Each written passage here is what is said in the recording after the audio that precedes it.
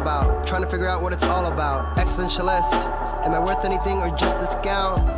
I don't know. I don't know. I don't know. That was great sounds of Watts Without Sound on WNHHLP 103.5 FM New Haven. Myself, Preston, with my partner in crime, Long Island raised, Elm City made, Mr. Easy Blues. Easy Blues, you're always better with introductions more than me. Who do we have with us again on the program today?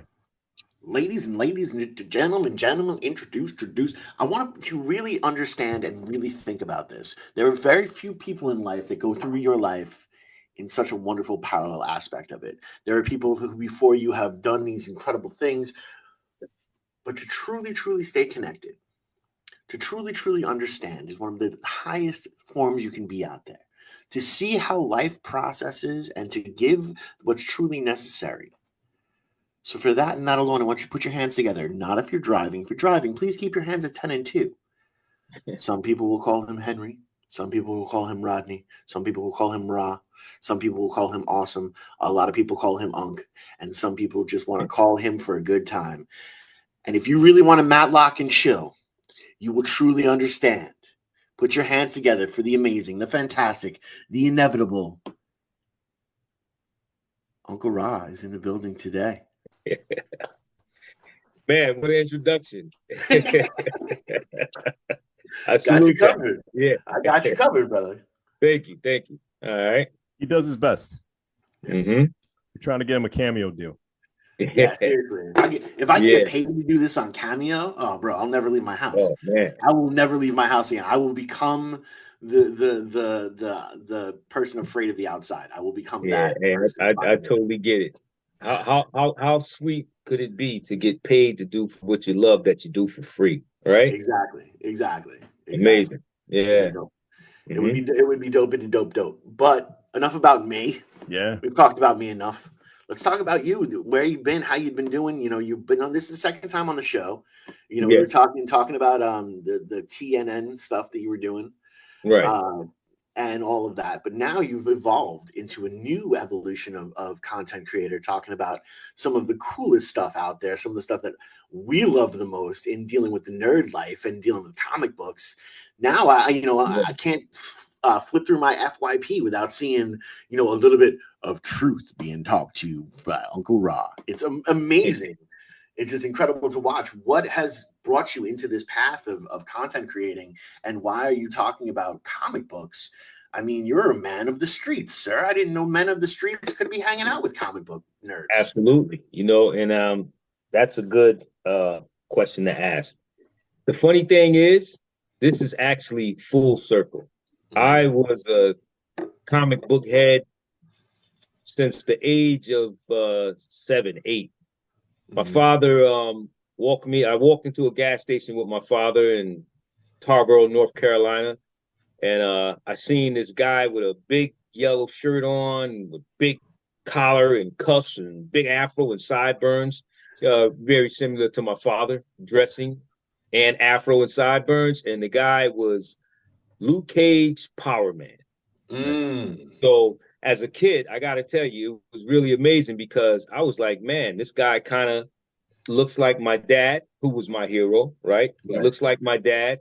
Not only that, the pictures were amazing. As a kid, I wasn't, like super on reading, but after a while, I'm getting all these books and looking at pictures. It's like, okay, what are these guys really talking about? So I just delved into reading more and more, and actually it really excelled me academically in school. So, and I'm an artist as well. I draw and I love art, To add to it again, my father's an artist, my mother's an artist, and my dad actually used to play superhero with me. He'd throw on the towel with me, we run around in our tidy whities. And rest in peace to my dad too, James Murphy, but my true superhero. So I say full circle because I used to have a store called Animazing on Ferry Street in New Haven. And like you said, I'm a former guy in the streets, but I was always a born bred nerd. You know what I mean? So comic books always been my thing. I go so far back as with Animazing is that it was the Dragon Ball Z store, really considered, Nice. right? Because I had the whole collection of Dragon Ball Z, and it was an adventure actually obtaining the Dragon Ball Z collection.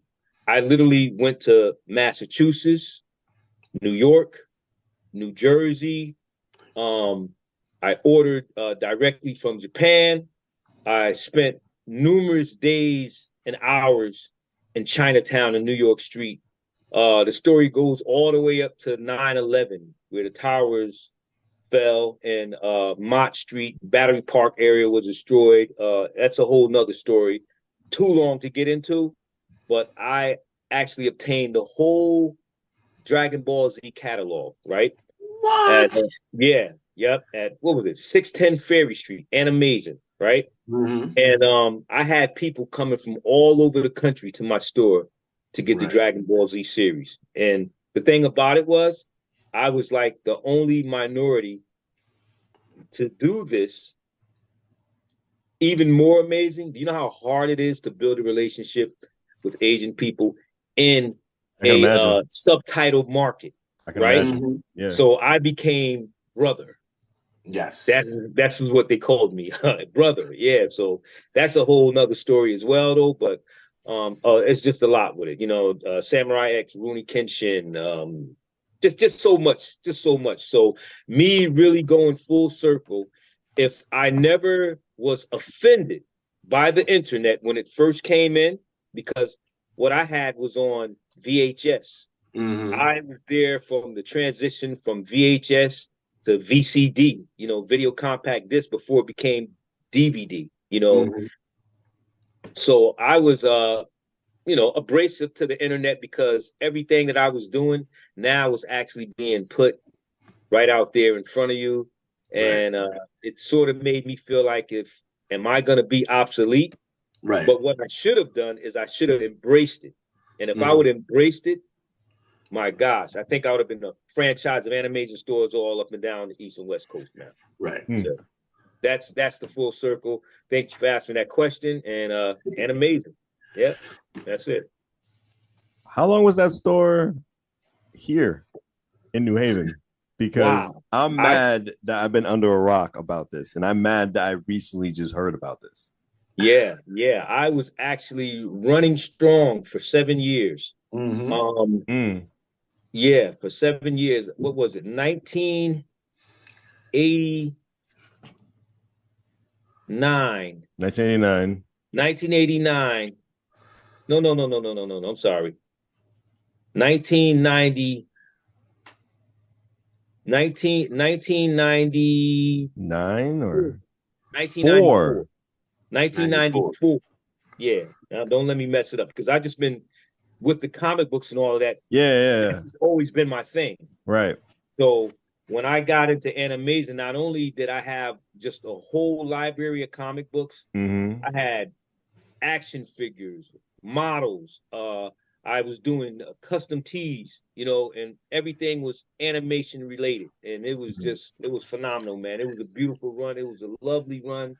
I would love to turn back the hands of time and go back there, you know. So you were way ahead of the anime boom.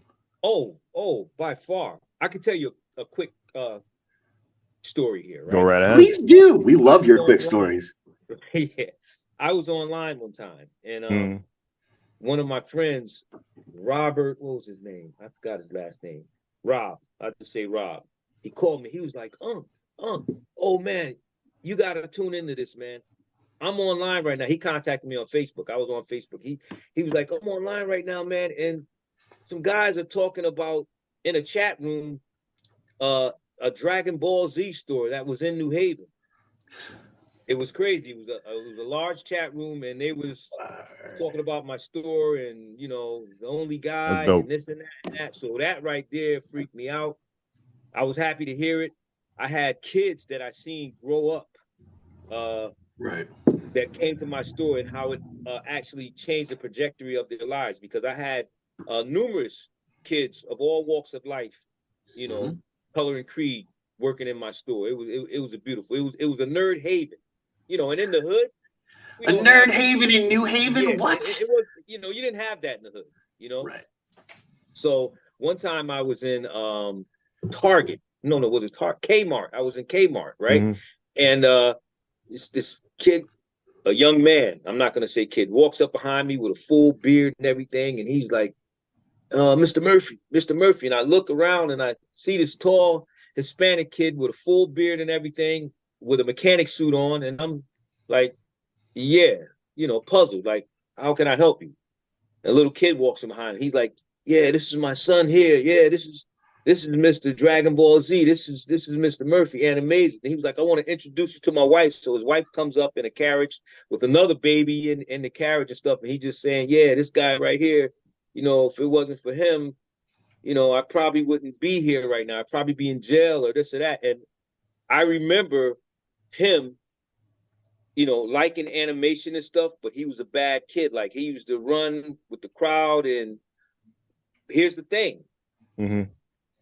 One day, because my store was actually was a bus stop too, on a corner. A kid who was always dressed nice and everything, banging on my door. I opened the door. It's like 7:40, 7:30 in the morning. I open the door. The kid attempts to run in, and the other kid runs from behind and punches him in the face. What? So I grabbed the kid and I grabbed the other one that I let in. I'm like, whoa, whoa, whoa. We not doing this. We definitely not doing this, right? And he go, nah. He talked too much. And the kid like, so, was the well-dressed kid. Anyway, I chastised him.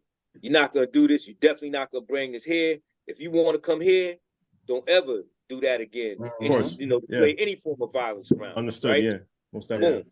So, that was that. He kept coming to the store. The other one. Here's the funny story. The well-dressed kid turns out to be a drug dealer, whatever. Just lived an awkward, foul life. Never seen him again.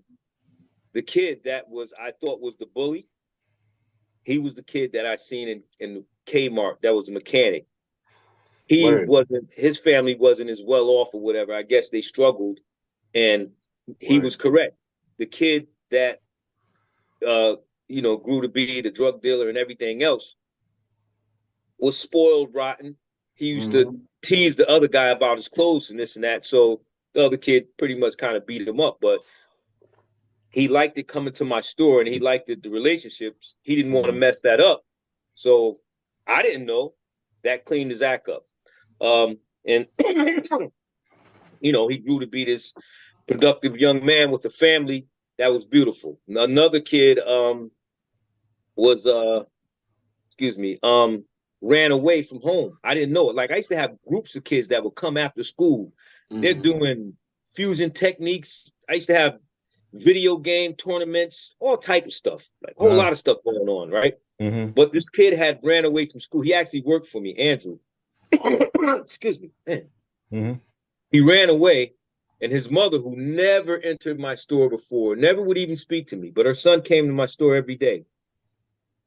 She came in my store very distraught, worried, scared, and she was like, excuse me, have you seen Andrew? Crying. And I'm like, Andrew? No, is everything okay? Yeah, I'm his mother. I knew it was his mother. I knew it was his mother, but she was like, yes, I'm his mother. Andrew, I don't know what's going on. He's upset. He just ran away. So please, if you see him, could you tell him to please come home? His mother loves him, yada, yada, yada. So Andrew ends up coming in later with a group of friends like he normally did. So I pull him to the side, bring him in the office and say, hey, Andrew, what's going on? Your mother, he was like, I'm not going to repeat what he said. Yeah, you're not going to put his business on blast. So, but he was, he listened. I was like, man, listen, just go home, let your moms know whatever it is you need to do, whatever. Speak with your grandparents who are more, solid. Take it from there. Bada boom. He did that. He ended up living with his father. Everything was beautiful. Andrew is a electrician now. He graduated from Eli Whitney. It's numerous stories of kids that I can go on about and how they told me as growing up how it changed the trajectory of their lives by, being a part of Animazing. Yeah. Well, and that's, I think, really what if I'm managing your content creation, these stories are so riveting. I would love to hear, like, I would I would listen to 5, 6, 10 minutes of you telling these stories of inspiration, stories of what it's like for the neighborhood to grow up, and what it was like to be a business owner in those neighborhoods, and to have that positive effect on kids, because these stories are the stories that are missing from the news right now. These are the stories, everyone wants to tell us how down we are. Everyone wants to tell us, but these are the stories of hope that are truly needed. And man, I would listen to a full podcast of just all of these incredible stories, and then some, maybe the book, maybe the comic book, maybe the comic book about the anime store. I'm just saying. Light bulb. What, 94 to 2001? You said 7 years? Yes. Okay. That's impressive. Yeah. Like 94, 2001, 2002. Yes. Yeah. It was a great run, though. It was a great run. Yeah.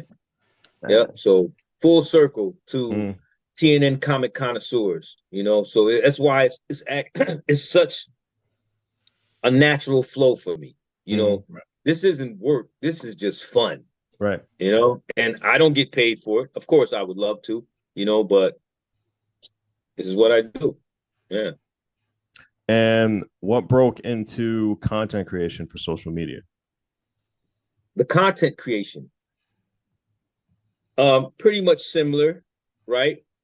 It's a natural for me. And I say the content creation in social media is because, again, I'm an artist. I love and respect all forms of art, first and foremost, right? And I look at social media as if it's a personal studio for the little guy. Of course, big guy, everybody use it. But social media has made it for, the regular Joe Schmo with the portable device, the mobile phone, can show their talent, regardless of whatever type of talent they may have, whether it's vocal, dance, theater, art, comics, books, sports. It's that personal studio where you can get to share that and share it with the world, literally. And once it's in social media, it's eternal. It's here forever. So once we pass on, you're still going. So me falling into content creation and with social media was just hand and foot, And you go all out when it comes to your creation. I know I saw you the other day. You put the comic book suit on, and it was a Bratman Black. Bratman Black. Black.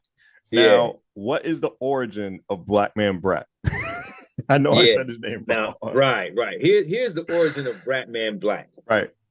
Bratman Black was created by all my experiences through animation, through a kid, to having the raspy, graspy, unorthodox voice, senior voice, as to how I am now, as a 60-year-old man. That's where the raspy voice comes in. And I take his origin as he applied at all superhero academies and schools and was miserably rejected.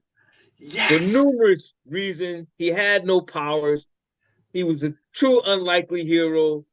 The only thing he could do was talk, and he ended up in a lair called Krusty Rankle's Pub and Moonshine, where the peanut butter and jelly sandwiches are free and the whiskey is watered down.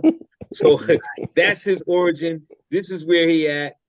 This is where I am. And, I'm still waiting on a call from the Avengers or the Justice League, but they haven't reached me yet. Bratman Black, Yeah. That is such an amazing character, and when you have the whole backstory and you truly understand it, I mean, it's fantastic, and I love how here it is. It's that fallen hero, but it's also that hopeful hero, and it's that underdog that you always want to cheer for. But I can totally see a comic book of like him living an everyday life, like him working for, say, I don't know, a fast food restaurant or something like that. Or and then, WNHH LP 103.5 FM New Haven, myself, Sure. Preston, and my partner in crime, Long Island Rays, Elm City Made, Mr. EZ Blues. We got Ra with us back on the program. Go ahead, Easy. You have him working a day job and then coming back and like checking his voicemail the day, like 0 voicemails, and then like reading like the Avengers just storm the castle and be like, bruh, really? Like that's literally what my powers are. They needed a good negotiator and they didn't find the right negotiator. Like, absolutely, for real. Yeah, and his ensemble of the costume is always, and you've seen it, Preston. It's a variety of multiple superheroes with a extremely low budget domestic look added to it. You know what I mean? So it's the unlikely failed superhero, quote unquote, Bratman Black. Yeah, I love that because it's like Blank Man, but in reality. Yeah, you know what I'm saying? I've gotten that, and believe me when I tell you, no inspiration. No, I didn't think so. Did it come from? But I've gotten that, and I can see it. I clearly see it. Hilarious. I love it. Yeah. Have you seen his new show yet? Papa's House. Yeah. Good. Yeah, it's fun. It's fun. Great. Yeah, great. It's fun. Yep. It's fun, and it's so nice to see like his son do like a funny bit and see the proud joy in his eyes. Like I remember working with you and Butter. It was when Butter would do something like really dope, your eyes would light up with this extra joy that is just so fantastic. Can you tell me what it's like to kind of go through this journey that you went through, but also still living the regular life? You still had wife, kids, and all that kind of stuff moving forward. So you had the responsibilities, but here this incredible art form was helping you finance those possibilities. What was that like, growing up in the art world? It was great. It is great. And I see so much in him of me, right? In a new age era. And the thing is, it's something, because I have a close relationship, with my son's daughters. They're all animated, as I am. Right. They're all animated. And I've seen the things that he's done, and he's independent. He likes to do it himself. And I can tell him so much to where him and his brothers say, oh, here dad and the stories again. Here we go. But the photography, the shirts, the all the little things that he's done, I sit back, I watch, I admire it. I'm happy. It's great. He worked in the store with me as a kid, comic books, organizing them, all of that. The thing is, I even ask him for his opinion a lot. So it's blissful, a lot of bliss with it. It's great. My youngest daughter, crazy as it is, through the Japanese animation and all that, she loves it. Sings in Japanese, all types of stuff. Big anime head. That's my awesome. other son, Trayvon, animation, games, all of that. Same thing. My daughter, my oldest daughter. I mean, we're all anime heads. But I got to tell you this though. Here's the funny one. Here's a funny one. I was crushed. So one day, I'm going through the house. This is when Avengers. No, Captain America, Winter Soldier, right? Was it No. It was the first one. I can't remember. First Avenger. First Avengers movie. It's one of the superhero movies. Okay. So I go in my son's Trayvon's room. No, I go in Butter's room first. Hey, Rob. Hey, man. Suit up, man. Me, you, Trey. We're gonna go to the movie theater, watch the new superhero movie, food, everything's on me. Let's go. Yeah, word, let's go. Right? Dad, you know what? I'm kind of busy, but go ask Trey, I'm sure he wanna go. I'm like, well, okay, you're lost. I go in my other son's room. Hey Trey, come on, man, suit up, man. Let's go, man. We put our cape on. Let's go. We're going to the movie theater. Food's on me. Oh, Dad, I'm gonna pass. My youngest daughter, Kari, she's just literally way too young at this age. Yeah, Right, of course.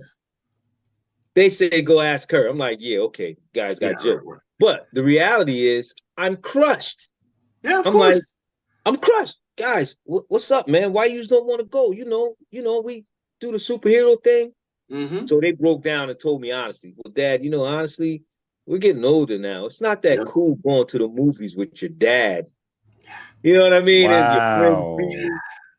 I was Wow. crushed, man. When Yep. I tell you I was crushed, I was crushed. Wow. Yeah, That's yeah. My horrible. wife laughs at me, That ain't right. pats me on the back, tell me don't take it so hard. Yeah, right. The skies Because are clear up. they still come running to you. Because they still come running to you and having. But we barely have these things. We have these little things Yeah, that we hold on to. I remember, That's wild. sitting there with the twins and watching The Mandalorian, and both of them get up and yeah. walk away, and I'm What? like, "What are you doing?" They're like, "Yeah, I don't really feel it." I was like, Are we even related? Are we?" Like, how is it possible? How can you look so much like me but have no soul at Yeah. all? Like, what is going on? And that's a recent show. That's a recent show, Yeah. this Love it. and it's crazy Yeah. I'm to waiting on see those season moments. 3.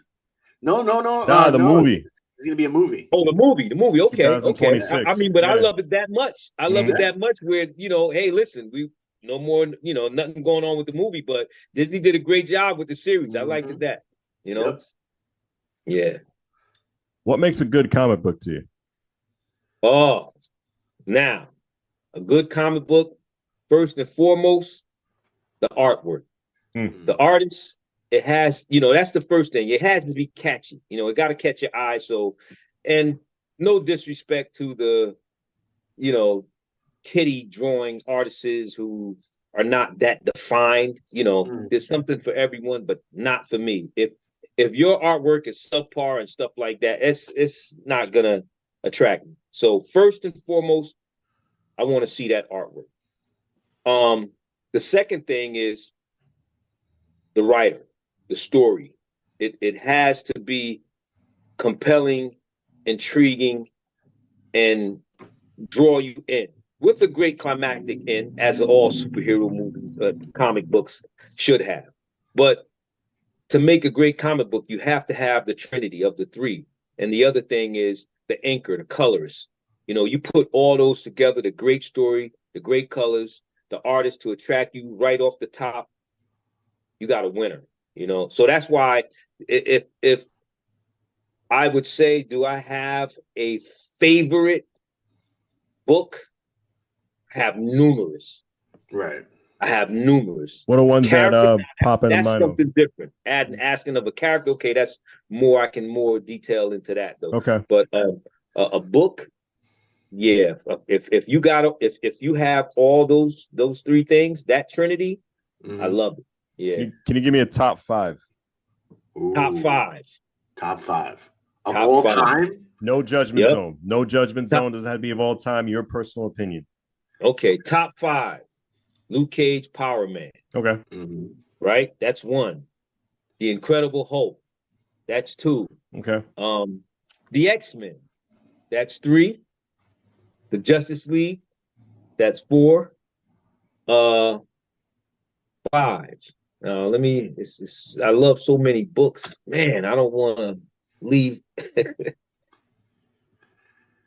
I say Wolverine. I got a Okay. whole bunch That's of fair. others I can go with, but I say Wolverine. I'll keep it at those 5.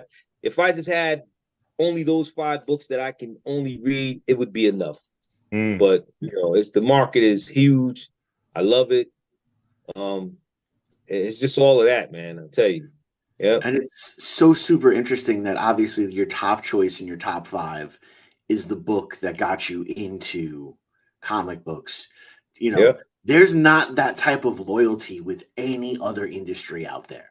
Like, Yeah. look, at the end of Yeah. the day, you got people who love Aretha Franklin and all her versions of the songs in which she does. Right. But there's nobody who's going to sit there and be like, since I was 7, I am now a man of 14 years old. And since I was 7, I love it. You're not gonna laugh at the joke? I called you young. Yeah, yeah, 14. I heard that. I was like, 14. Okay, where we going with this? You know? I was being nice. Yeah. Didn't want to release your real age to the world, but so many years later, you're still, Yeah. you're still mesmerized or captivated by the character that got you Well in, said. and it's also the character in which you saw yourself. You saw a representation, and it is so important, especially nowadays when everyone's throwing these temper tantrums. How important representation truly is. What it was like if you didn't have that hero. Who knows what life could have been like for you? There might not have been any anime store. There might not have been any of that aspect. You could have succumbed to the pressure of the street around you. Those different type of aspects. So it's amazing to see this love now grow into this next evolution. And I still do think that you should be telling some of these powerful stories. Yeah. I really maybe that's what Bratman's secret identity is he's a comic book store owner. Yeah, that's a good episode. I think that's a real good episode. Thank you. No worries, I got you. You know me. Listen to this though. Here's another story, right? Go ahead. And this is hilarious. And this is a Bratman story.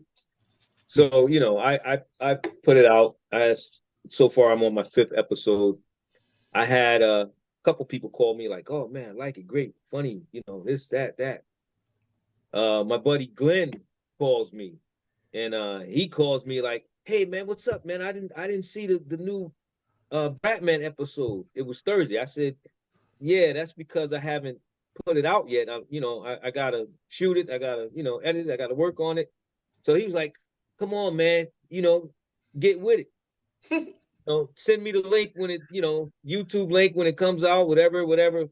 The guy calls me Saturday morning and says, "Oh man, you gotta hurry up to do something about this episode." And this guy is my age or older. He said, "I literally had a dream of Bratman flying down to my house, crashing into the house, falling into the tree, landing on the doghouse."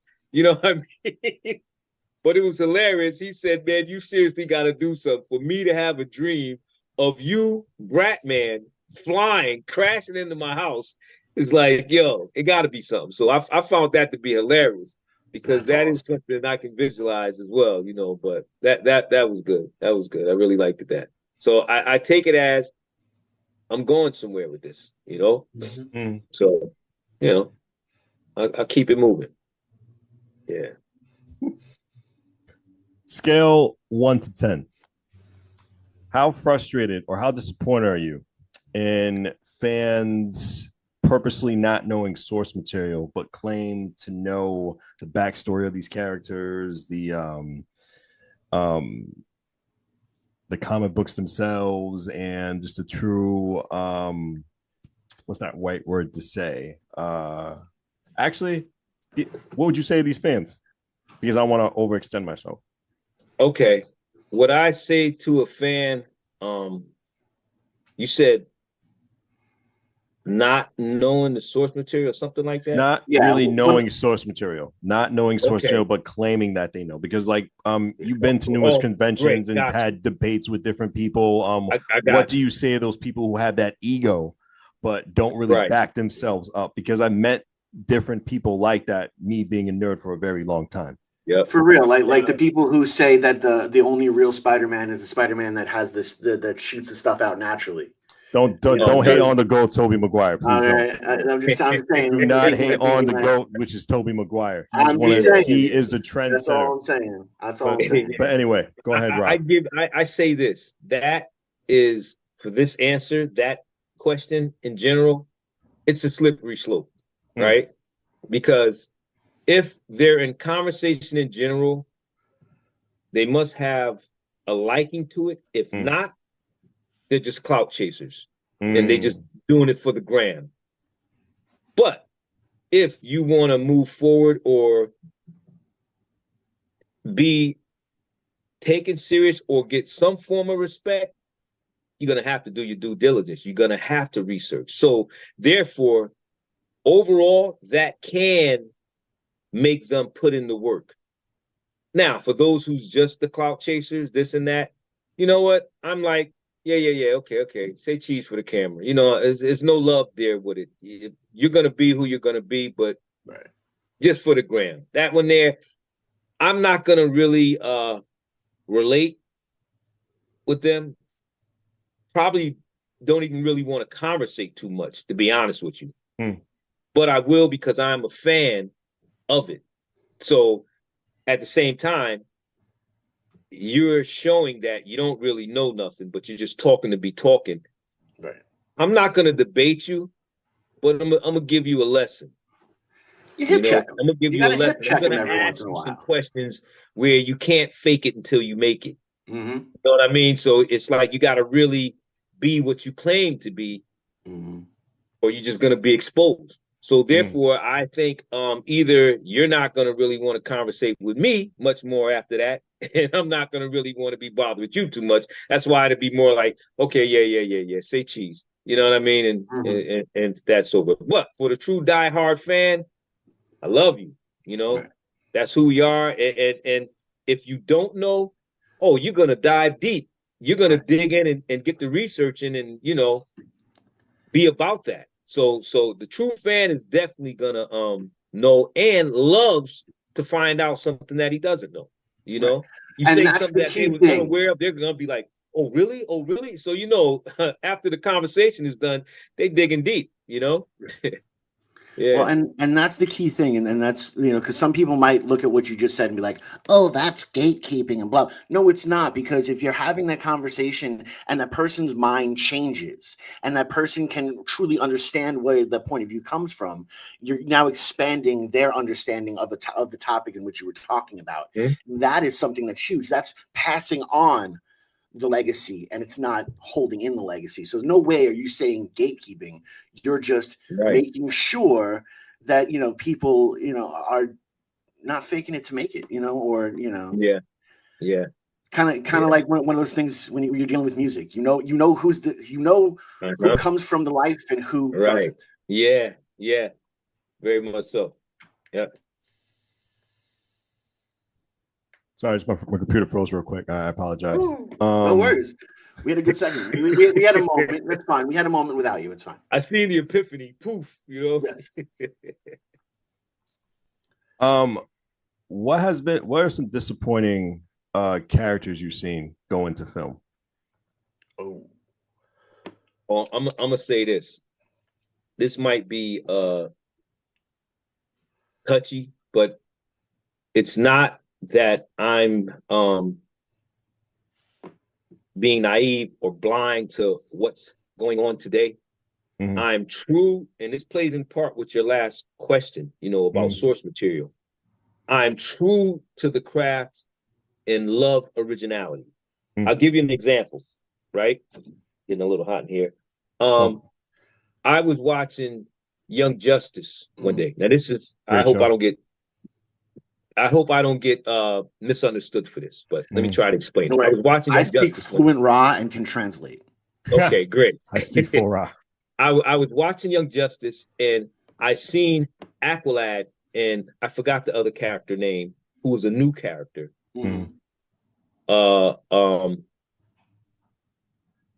Go into a lip lock. First they were talking and Aqualad was talking with a young mermaid woman, whatever. Fine. I guess he was dating or whatever. She swims off. The guy comes out of the seaweed and him and Aqualad just goes into a strong lip lock. I was like, what's up with that? It didn't matter to me that the fact that he was gay, but what I didn't like was, don't do it to appease, do it with originality. The other character was gay, introduce the other gay character with me. You know, that's like, I took it as if like I'm seeing Batman and Superman kissing. Like, what part of the story when did that happen? Right. You know, like I like it to be original. For example, Savage Dragon. I'm going way back. He had a friend named Savage Rick. Dragon. Yeah, yeah. You remember Rick? I think his name was Rick. The guy died of AIDS. He was gay and stuff Yeah, like that. yeah. It was an original. He was wrote into the book that way. Right. Loved it. I sympathized for him. I was sad when the guy died. You know what I mean? So I really like that, but don't change it out of the blue. I don't know. Maybe it was sponsorship, whatever. I don't know, but I was like, I wasn't crazy about that. Mr. Freeze and what was the name of that series on the CW? Mr. Freeze and another guy. They weren't there's a Mr. Freeze and what's the other guy name? Captain Frost or something like that. Captain Frost. Okay. Yeah, Captain Frost. Yeah. Well, again, the same thing with like Aqualad and the other guy. They matched them up together and it just didn't fit. It was real awkward. Right. You know? Oh, you're talking about Legends of Tomorrow? Legends of Tomorrow. Yeah, Legends of Tomorrow. I'm more like this. Just bring the character in that way. Right. And I can appreciate that. I understand them, but don't, make it sovereign because listen, that's here. You have extremely talented people that may be gay or whatever, actors, all of that, to each his own. Like in every walk of life, in every field. You remember the guy that recently died who did his last show? I think he portrayed DMX, the guy with the scar on his face. It's right there. He was in a Lovecraft Country. Man, right. Great actor, right? The thoughts in my head on WNHHLP 103.5 FM New Haven. Oh my God. So smooth. Michael Williams, Michael Key Williams, or something like that. Something like that. But great actor. Nature, yeah. He was a gay guy, whatever. Doesn't matter. I love the guy's body of work. Right. And it's always been that way. So it's not a thing of that. I can't believe I can't think of the word of a chauvinist or ignorant or I know what you're saying. You're not coming from a phobic stance. Right. Thank you. It's not a phobia. It's not a phobic stance. What you're saying is you don't see. You need the evolution of the character. Even if the character is going to realize that that's who they really are, you need to have that in the story. You can't all of a sudden just go, this character is this or this character is that. There needs to be a reason for it. I know a perfect example. Did you see the show The Last of Us on HBO? The zombie series? Yes. That's a good description of same-sex love. Yes. They told a great story about 2-3 episodes. Very much. You saw great storytelling. Oh man, that was beautiful. You know what I mean? And it made total sense. I got that. So I mean, like, listen, I don't have a phobia. I just don't want to be misunderstood that way. You just want things done right, which I understand. Right. You just want proper storytelling. You want the easy out. You want there to truly be storytelling there. If there's a reason for it, like if you could figure out a way that all of a sudden Superman and Batman realize this is who they truly are and they fall in love and they move together. If that story makes sense and is written incredibly well, then that makes sense. If it's just because you're doing this to get a couple extra fans, don't do that. Just like if you're an MC out there and you're talking about popping caps and dropping people and you've never held a pistol in your hand, you're going to get called out. Right. Exactly. Just make it make sense, man. Just don't throw it out there. You know what I mean? We got to appease these certain amount of numbers. We got to get these. No, let it be in the story where it's well written. Then it makes sense. And then you're appeasing the numbers in a realistic type of way. And giving the credit where it's necessary. Yes. And this is an unpopular opinion. That's how I felt about the Marvels movie. I felt they tried to put a lot of things into that one movie. All your characters were great. It's just you had a lackluster villain. And the star of the movie was a side character who I felt who should have had a trilogy. Her name is Miss Marvel. I felt she should have a movie trilogy because she can hit a demographic than any other. And that could have been an easy $1 billion for the company. But it's just my feelings. I feel they peel it too much into one film this time. And I felt the Avengers set that standard, which is a good standard to set. But if you're going to do that, do it well or properly do that. It's okay to do a movie with one character one Right. protagonist and one antagonist and just bring it together and tell an upwelling story. You don't have to put numerous characters in a film unless it's like a television series. But still, if you put too many characters in a television series, like you stated earlier before with Young Justice, you're cramming it instead of just organically building that storytelling, which I totally get you. Just come out of the bushes and bam. You know what I mean? Like, yo, well, it's like cooking. And this is something that I can actually direct right back to you, because you had your internet piece about Soul Food Sundays. It's like cooking. You got to make sure you have the ingredients that land in everything correctly. No one is saying your ingredient is incorrect. No, it's just saying everything needs to be added into the pot so everything tastes. I want to know that my coriander is coriander. I want to know, I want those tricky, crazy spices in there, and make it amazing. But go in there and prepare. If it goes, you can't just throw anything in there. Right. True. Right. You can make alligator taste like filet mignon if you have the right seasonings. Yeah. Yep. Or here's another food to add to it, right? Right. What's that big fruit? Oh gosh, I just had it in there. Jackfruit. Yep. Jackfruit can fool you, right? It looks so good. I had made a jackfruit buffalo shredded chicken. That's crazy. Man, it really looked the part. Taste, that was another story. You have to have the right seasoning, the right spices, the right everything. You can't make it, like you're just gonna make regular buffalo chicken or something like that. You gotta have the right marination. Yeah, it was horrible. Jackfruit. Yeah. Yep. Yeah. We only got about 4 to 5 minutes left. Just with you right now, but I'd love to have you on again for a part 2, because I think we only got so many layers off this onion. We just want to give any inspiring advice to any content creators out there, no matter what age they are, no matter where they come from in life, and telling them, give them some inspirational advice. And also plug yourself, shamelessly plug yourself. Anything you got coming up, anything you got in stored for the little bit of 2024 we have left in 2025. So this time right now, Ra, is yours. Go right ahead. Okay, I'll say this for up and coming or current ongoing content creators. First and foremost, if you're into this, if you're doing it for a paycheck, you got to really put in the work. I would advise you to spend a couple dollars, research. There's a lot of apps out there that can help you. Go hard though. You really got to go hard. Can't give it up.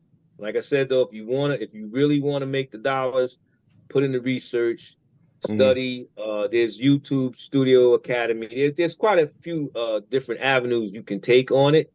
Me myself, I just did everything trial and error because of the love for it, just in general.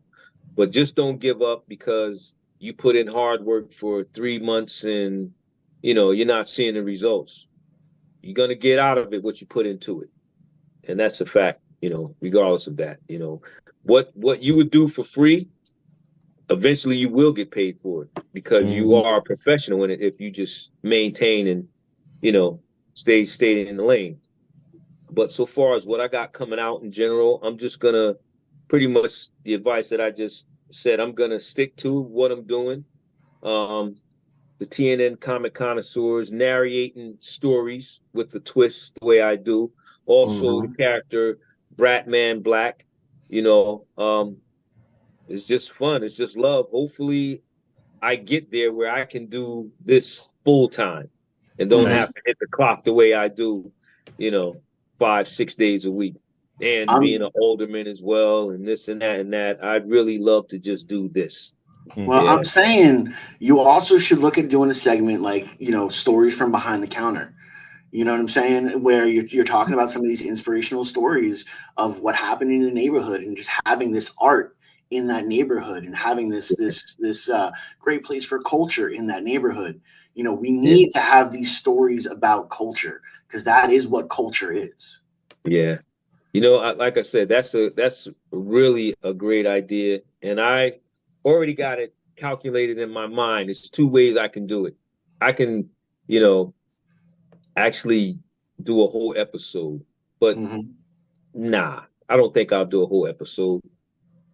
That's so unique and so real and really connects you with the audience so much more as a real person.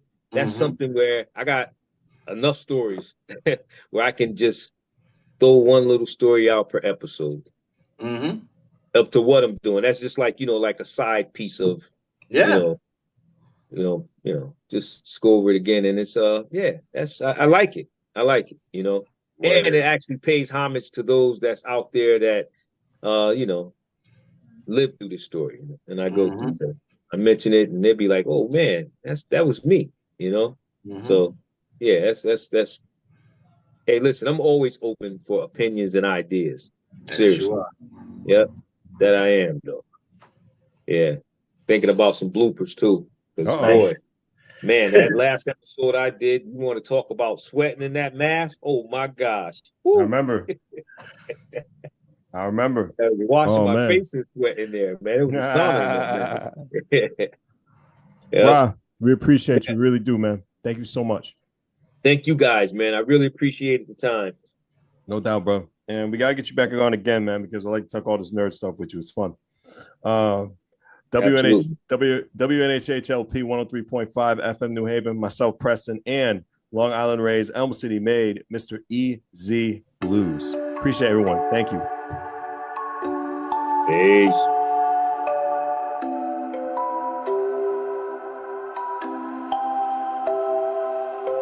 Wondering what to write about, trying to figure out what it's all about. Existentialist, am I worth anything or just a scout?